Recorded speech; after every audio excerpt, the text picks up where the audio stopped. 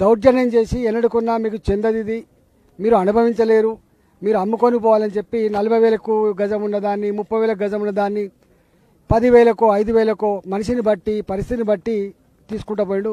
ఒక 206 2076లో 206 ప్లాట్లను కూడా వీడు రియల్ ఎస్టేట్ బ్రోకర్ తీసేసుకున్నాడు.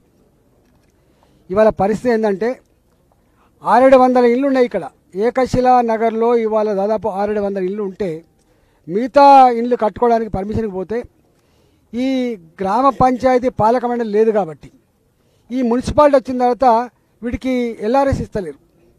ఎల్ఆర్ఎస్ ఇవ్వకపోవడం వల్ల పాపం తిరిగి ఆశకు వచ్చి అక్కడక్కడ కొంతమంది రేకుల షెడ్లు వేసుకొని కట్టుకుంటా ఉన్నారు.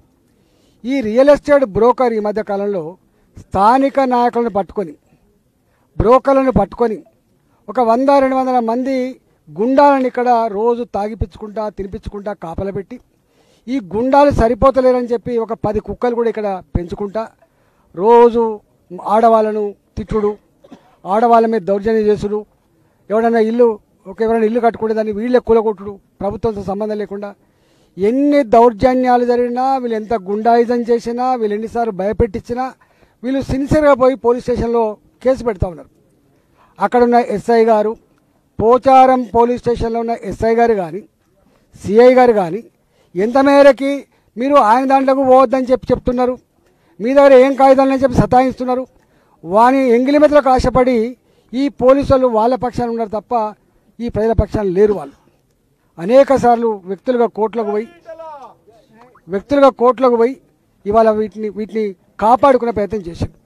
నిన్న నా దగ్గరికి వచ్చింది, నా దగ్గరికి వచ్చి ఏడ్చుకుంటూ వస్తే వీళ్ళకు జరిగిన వాళ్ళ మీద జరిగిన దౌర్జన్యం కానీ, వాళ్ళని తిట్టిన తిట్లు కానీ, వాళ్ళ మీద జరిగిన దాడి కానీ చెప్పినప్పుడు బాధ అనిపించి నేను వెంటనే సిపి రాచకొండ గారికి ఫోన్ చేసిన. నీ ఇలాకాలోని పోలీసులు ఏం చేస్తున్నట్టు, పోలీసులనే తెలంగాణ ఇంత గౌరవం ఉన్నది, విలువ ఉన్నది, మంచి పోలీసు అనే పేరున్నది, ఇట్లేం చేస్తున్నా అని చెప్పి వారితో మాట్లాడినా. రేపు నేనే స్వయంగా వస్తున్నా ఈ ఏకశిల కాలనీకి అని చెప్పిన. కలెక్టర్ మేడ్చల్ గారికి ఫోన్ చేసిన, అయ్యా కలెక్టర్ గారు రోజు మీకు ఫోన్ చేయాలంటే కష్టమవుతుంది, ఎన్ని దౌర్జన్యాలు, ఎన్ని దుర్మార్గాలు, ఎన్ని భూ ఆక్రమణలు, పేదలకు అసలు న్యాయం ఉందా లేదా అనేటువంటి అనుమానం వస్తూ ఉంది, మీరు ఏం చేస్తున్నట్టు యంగ్ కలెక్టర్ అని చెప్పి వారితో కూడా మాట్లాడినా. వారికి మాట్లాడి ఇవాళ పొద్దున వస్తా అని చెప్పిన.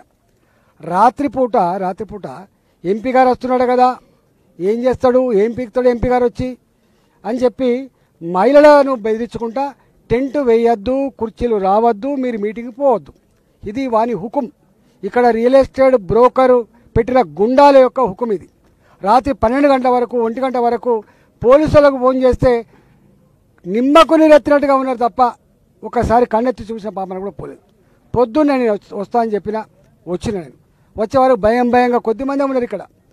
ఏందా సుదర్శన్ రెడ్డి మా విక్రమ్ రెడ్డి అడిగినా, అరే 2000 ప్లాట్లు కదా, ఎందుకు ఇంత తక్కువ మంది అంటే భయపడుతున్నారన్నా, ఎవరు రావట్లేదంటే మేము వచ్చిన ఒక అర్ధగంట సేపు అయిన తర్వాత వాళ్ళకు ధైర్యం వచ్చి ఎంపీ గారు వచ్చిందని చెప్పి వచ్చిన తర్వాత అన్ని విషయాలు తెలుసుకున్న తర్వాత ఒక అబ్బాయి అలా చిన్న ఉద్యోగి 40 లక్షలు పెట్టి ఇల్లు కట్టుకునే సారు కళ్ళ ముందే ఈ గుండాలు నా ఇల్లు కూలగొట్టిండ్రు అని చెప్పి నా ఇల్లు చూస్తూ పా అని చెప్పి ఏడుస్తూ ఉంటే పోతున్నాం. మేము పోతుంటే రైట్ సైడ్లో ఒక 20 మంది బీర్ సీసాలు పెట్టుకొని తాక్కుంటా వాళ్ళు పోతున్నారా, మీరు ఏం పీకుతారన్నట్టుగా చూస్తున్నారు. ఏం చేస్తారా మీరు అంటే చూస్తున్నారు. మా వాళ్ళు చూసి అన్న వాళ్ళే అన్న. ఈ 2 నెలల పాటు దౌర్జన్యం చేసిన వాళ్ళు, మహిళలను అనరాని బూతులు తిట్టిన వాళ్ళు, దుర్మార్గాలు చేసిన వాళ్ళంతా కూడా వీళ్ళు అనగానే పోదాం పా వీడు ఎవడో అడుగుదామని చెప్పి మేము పోయినాం. వాడు తాగుతాడు, వాడు అక్కడ కూర్చొని వాడు లాడ్సాప్ లెక్క ఉన్నాడు తప్ప కనీసం ఎంపీ గారు వచ్చిండ్రు సార్ ఇట్లా సంగతాన్ని చెప్పడానికి కూడా రాలేవాడు. నేనన్నా వాడు లేవని కూడా ఎత్తలేడు వాడు. నేనన్నా లేపు ఒక్కటి వేసిన నేను. అంటే పోలీసులు ధర్మాన్ని కాపాడలో విఫలమైనప్పుడు, రెవెన్యూ అధికారులు ప్రజలకు అండగా ఉండలో విఫలమైనప్పుడు, నేను వాళ్ళ ఓటుతో గెలిచిన బిడ్డగా నా కర్తవ్యం కాబట్టి ధర్మాన్ని కాపాడే క్రమంలో, ప్రజలకు ఒక విశ్వాసాన్ని కల్పించే క్రమంలో వాళ్ళ బిడ్డగా నేను తప్పకుండా వాడిని ఒకటి పనిష్మెంట్ ఇచ్చిన. నేను ఇప్పుడు చెప్తా ఉన్నా, మీరు కనుక, నేను దీన్ని తప్పుగా భావించట్లేదు, నేను ప్రజల పక్షాన నిజమైన బిడ్డగా నిలబడడానికి నేను ఫీల్ అవుతా ఉన్నాను. మీరు మీ రెవెన్యూ అధికారులు, మీ పోలీసు యంత్రాంగం ప్రజలను కాపాడంలో, ప్రజల ఆస్తులు కాపాడంలో రక్షణ కల్పించే కనుక మీరు విఫలమైతే తప్పకుండా ప్రజలే తిరుగుబాటు చేసే రోజు వస్తుందని చెప్పి హెచ్చరిస్తా ఉన్నా. మీరు సిగ్గుపడాలి. మా మాటలు మేము అంటున్నామని చెప్పి మీకు కోపం రావచ్చు, కానీ మీరు సిగ్గుపడాలి. గిన్ని రోజులుగా గిన్ని దరఖాస్తు ఇచ్చినా కూడా మీరు గిన్ని కోర్టు తీర్పులు ఇచ్చినప్పటికి కూడా గింత న్యాయం వాళ్ళ పక్షాన ఉన్నప్పటికి కూడా న్యాయం కాపాడాల్సినటువంటి రెవెన్యూ అధికారులు కానీ న్యాయం కాపాడవలసిన పోలీస్ యంత్రాంగం కానీ ఇలా అధర్మానికి అండగా ఉండడం అనేది సిగ్గు చేటిది. దీన్ని తీవ్రంగా ఖండిస్తా ఉన్నాం. నేను మరొకసారి చెప్తా ఉన్నా, నా జీవితంలో నా 25 సంవత్సరాల జీవితంలో నేను ఎవరి మీద చేయెత్తే ప్రయత్నం చేయలేదు. నేను ఒక ఫిల్తీ లాంగ్వేజ్ కూడా మాట్లాడలేదు. కానీ ఇక్కడ ఉన్నటువంటి వ్యవస్థ చూస్తూ ఉంటే ముఖ్యమంత్రి గారు, నేను మళ్ళీ మీకు అడుగుతా ఉన్నా, ఇక్కడ మీ నాయకుల అండదండలతో జరుగుతున్న ప్రచారం అవుతా ఉంది. నిజంగానే నీకు నిజాయితీ ఉంటే, ప్రజల మీద ప్రేమ ఉంటే, ధర్మాన్ని కాపాడేవాడివైతే, ప్రజలను రక్షించేవాడివైతే దీని మీద సంపూర్ణమైన ఎంక్వైరీ చేయమని చెప్పి కోరుతున్నా. సంపూర్ణమైన ఎంక్వైరీ చేసి ఎవరి జాగాలు వాళ్ళకి ఇప్పించే ప్రయత్నం చేయాలి. దీంట్లో ఇన్వాల్వ్ అయినటువంటి భూ కబ్జాకోర్ల మీద మీరు చర్య తీసుకోవాలి. వీళ్ళకి అండగా ఉన్నటువంటి మీ నాయకుల మీద ఇలా మందలించాలని చెప్పి నేను కోరుతా ఉన్నా. లేకపోతే మేమే భారతీయ జనతా పార్టీగా పక్షాన కానీ ఇక్కడ స్థానిక ఎంపీగా ఖచ్చితంగా వీళ్ళు ఒక్కలే కాదు, ఏకశిలా కాలనీ మాత్రమే కాదు, మొన్న ఆరుంధతి నగర్ అయిపోయింది, అంతకంటే ముందు బాలాజీ నగర్ అయిపోయింది, అంతకంటే ముందు ఇంకొక అయిపోయింది. 6 నెలలుగా చూస్తూ ఉన్నా. ఈ 6 నెలల కాలంలో నేను చేసే ప్రతి పని కూడా పేదలు ఏడుస్తున్నటువంటి కన్నీళ్లకు పరిష్కారం చూపే పని తప్ప ఇంకో పని లేదు నాకు. ఇవాళ గది నా పని అయిపోతుంది కాబట్టి ఇవాళ ఇవన్నీ చూసిన తర్వాత అనిపిస్తుంది, గింత దౌర్జన్యమా, గింత దుర్మార్గమా. ఇక్కడ ఎక్కడెక్కడి నుంచో వచ్చి బతకటోళ్ళు కాబట్టి ఐక్యత. ఇదే గ్రామాల్లో జరిగితే తోలు తీస్తారు వాళ్ళు. ఇదే పని గ్రామాలు జరిగితే గ్రామాలంతా తోలు తీస్తారు. కానీ ఇక్కడ బయట నుంచి వచ్చిన వాళ్ళు కాబట్టి ఒకరు శ్రీకాకుళం నుంచి వస్తారు, ఒకరు వరంగల్ నుంచి వస్తారు, ఒకరు కరీంనగర్ నుంచి వస్తారు.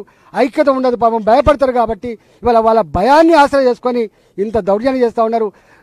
ఎవరైతే ఇవాళ వీళ్ళ దరఖాస్తు ఇచ్చినప్పటికి కూడా వీళ్ళకు న్యాయం చేయలేదో వాళ్ళ మీద కూడా పనిష్మెంట్ రావాలని చెప్పి కోరుతున్నా. నేను మానవ హక్కుల కమిషన్కి, వీళ్ళ మీద మానవ హక్కుల కమిషన్కి ఫిర్యాదు చేస్తా. ఇప్పటికే ఈ సమస్య మొత్తం రెవెన్యూ మంత్రి పొంగులేటి శ్రీనివాసరెడ్డి గారికి పంపించిన, అదేవిధంగా నవీన్ మిట్టల్ గారికి పంపించిన రెవెన్యూ సెక్రటరీ గారికి, కలెక్టర్ మేడ్చల్ గారికి పంపించిన, సిపి రాచకొండ గారికి కూడా పంపిస్తా. ఇప్పుడు ఈ బుక్కులన్నీ కూడా ఈ 40 ఏళ్ళుగా వీళ్ళు కోర్టులలో తిరిగి న్యాయం తెచ్చుకొని కూడా అనుభవించకుండా, ఆ ఇళ్లను అనుభవించకుండా, ప్లాన్లు అనుభవించకుండా బాధపడుతున్నటువంటి అవన్నీ కూడా పంపించే ప్రయత్నం చేస్తా. మీకు ఏమాత్రం సోయి ఉన్నా, ప్రజాస్వామ్యం మీద విశ్వాసం ఉన్నా, ప్రజల మీద మీకు ఏమాత్రం గౌరవం ఉన్నా దీని మీద తక్షణమే స్పందించి ఈ సమస్య మాత్రమే కాదు, ఇలాంటి నగరంలో అనేక సమస్యలు ఉన్నాయి, ఆ ప్లాట్ల యజమానులను కాపాడని చెప్పి నేను డిమాండ్ చేస్తున్నాను.